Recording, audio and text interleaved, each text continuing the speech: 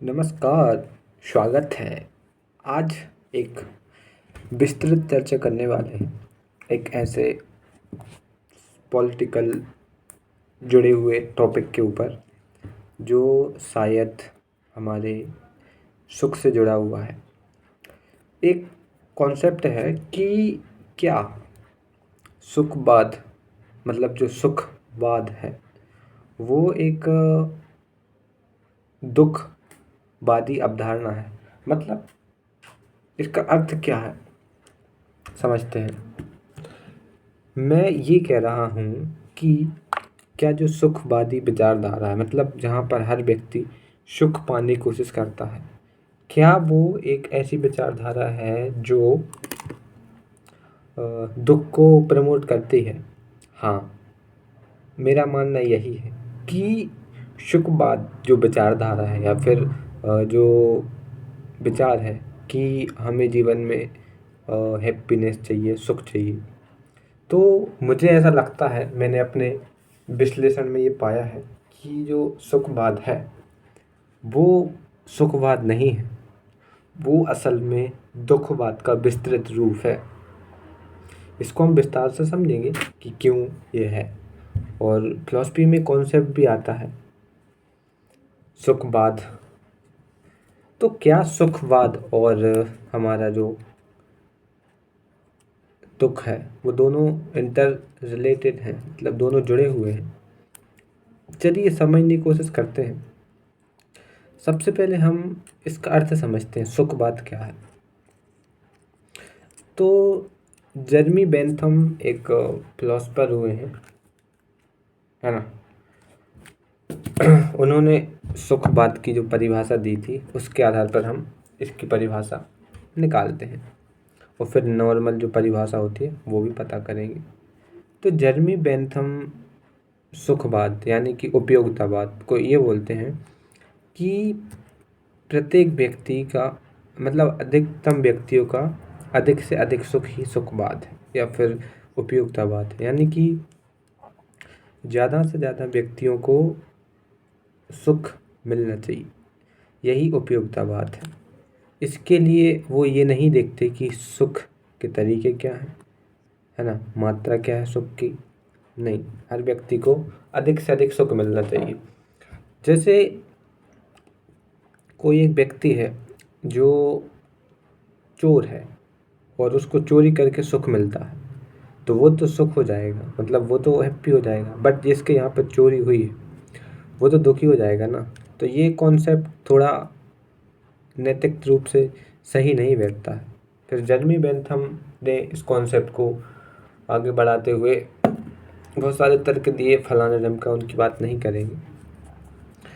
लेकिन क्या सच में सुखवाद एक दुखवादी विचारधारा है, या कहें कि ये एक, अरे यार, विकास विरोधी तो नहीं कहेंगे, बट इतना कह सकते हैं कि ये एक विचारधारा है जो कनेक्टेड है दुखवाद से, हाँ, सैडनेस से।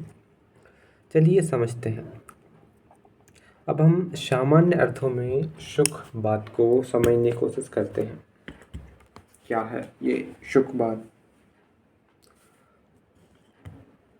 तो असल में सुखवाद का सिंपल सा ये मतलब है, जो व्यक्ति है, जैसे व्यक्ति कोई भी हो सकता है, पुरुष नारी, व्यक्ति को ज़्यादा से ज़्यादा सुविधाएं प्राप्त होनी चाहिए, यही है सुखवाद। बस सिंपल, ज़्यादा से ज़्यादा सुविधाओं का प्राप्त होना ही सुखवाद है। लेकिन समस्या कहाँ आती है इसमें कि जो दुखवाद से रिलेटेड हो जाता है या सुखवाद बराबर दुखवाद होता है। मतलब जो व्यक्ति ये विचारधारा लेके आगे बढ़ रहा है कि उसको जीवन में सुख चाहिए, तो क्या हम ये कह सकते हैं कि वो दुखवाद की तरफ आगे बढ़ रहा है? ये एक सेकेंड, देखने में या सुनने में अजीब लग सकता है कि अगर कोई व्यक्ति सुखी है तो वो दुखी क्यों होगा। बिल्कुल बिल्कुल, देखने में ये चीज़ें काफ़ी सरल लगती हैं, सुनने में अजीब लगती है। चलिए अब इसको समझते हैं कि क्यों सुखवाद असल में दुखवादी विचारधारा है, या सुखवादी विचारधारा ही आपको दुखी बनाती है। डीप में चर्चा करते हैं। देखिए, जब आप सुख यानी कि सुविधाओं को पाने की कोशिश करते हो तो आपके मन में एक क्या बोलते हैं बेचैनी सी रहती है कि मुझे ये चीज़ चाहिए, ये चीज़ चाहिए, ये चीज़ चाहिए, एंड एक लूप बन जाता है। अगर ये चीज़ मिल गई तो उसके बाद ये चाहिए, फिर ये चाहिए, फिर ये चाहिए, एंड ये एक अंतहीन चीज़ है। हम अगर सर्वाइवल टाइम से देखें, जब लोग जंगलों में रहते थे, शिकार करते थे, उस टाइम पर भी सुखवाद था। वो लोग शिकार के लिए घूमते थे, शिकार करते थे और फिर सोचते थे कि अब अगले दिन फिर शिकार करना है। उन लोगों को शिकार मिलना ही सुख होता था। और आज हम देखते हैं कि आज लग्जरी लाइफ को सुखी माना जाता है। जैसे कार हो, अच्छी बाइक हो, अच्छा मकान हो, पैसे हों, इन चीज़ों को सुख बात से जोड़ दिया जाता है। लेकिन एक चीज़ यहाँ पे जो मिसिंग है वो ये है कि जब आप इन सब चीज़ों के लिए प्रयास करते हो तो असल में आप यहाँ से डील करते हो। कई सारे लोग अमीर तो बन जाते हैं लेकिन यहाँ से स्टेबल नहीं हो पाते। जी हाँ, उनके बैक ऑफ द माइंड में जो उन्होंने कमाया उसको बढ़ाने की चिंता रहती है, और उसको खर्च करने की और अमीर बनने की एक चिंता उनके माइंड में ही रहती है हमेशा ही। और जब हम सुख बात की तरफ एक्सट्रीम बढ़ जाते हैं, मतलब कोई व्यक्ति ये चाहे कि मुझे जीवन में हमेशा सुख ही सुख मिले, तो ये भी एक सही विचार नहीं है। क्यों? क्योंकि जब आप हमेशा सुविधाओं की तरफ भागोगे तो आपको प्रयास बहुत ज़्यादा करने पड़ेंगे और उन प्रयासों में आप सुखी नहीं रहोगे। क्यों? क्योंकि आपने अपना गोल ही बना लिया है सुखी रहना, और सुखी रहना कोई अवस्था नहीं है, मतलब कोई ऐसा जगह नहीं है जहाँ पे जाके आप हैप्पीनेस में पा जाओगे। नहीं, ये एक कंडीशन है माइंड की, जिसमें आप अगर चले गए तो फिर आपको फ़र्क नहीं पड़ेगा कि आपके पास संसाधन कितने हैं, आपके पास कितने संसाधन प्राप्त हो गए हैं, कितने नहीं हुए, इससे फ़र्क नहीं पड़ेगा। क्यों? क्योंकि अगर आप जीवन भर प्रयास करो और अगर आपको वो चीज़ ना मिले तो इसका मतलब कि आप जीवन भर निराशावाद में रहोगे।